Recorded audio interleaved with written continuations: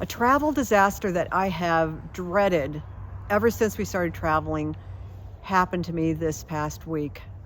I put my iPhone 15 through the wash on the longest possible cycle, heavy hot water.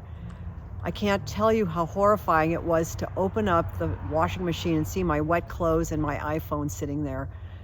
So, what to do about a situation like that? It's easy to happen. It can fall into a lake, it can fall into a sink, a bathtub, or even the toilet when we're traveling. Well, what we did, we took the protective case off my phone, put it all out in a cloth, and let it dry out for 24 hours. We made sure the power was off. We didn't touch it. We didn't try and turn it on. We just let it sit there and dry out and hope that by some chance it might turn on. And at the end of 24 hours, the iPhone seems to be fine. I think the newer iPhones from about iPhone 14 on, from what I've understood, they're making them much more waterproof. I guess they advertise the phones of being able to be submerged in water for an hour.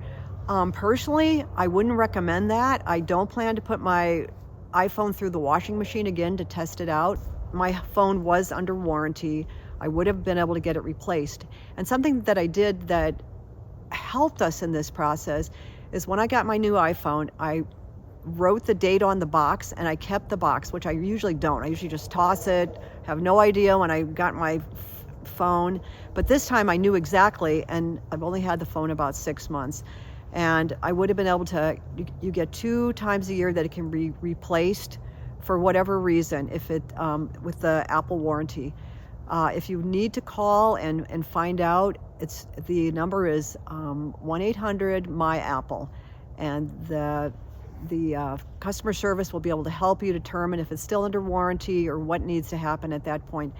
Sometimes it's just a loss, sadly. So a way to prevent accidents from happening like this is to, if you're going to be in a water situation, put a tether on it so that if it slip out of your hands, it's not going to fall into the lake or the sink. But sometimes things still happen, and back up your photo on your desktop or another device if possible, so that if you would lose everything, you have those precious photos, and then also that you have all your passwords. I think that would be almost the worst, is losing all those passwords.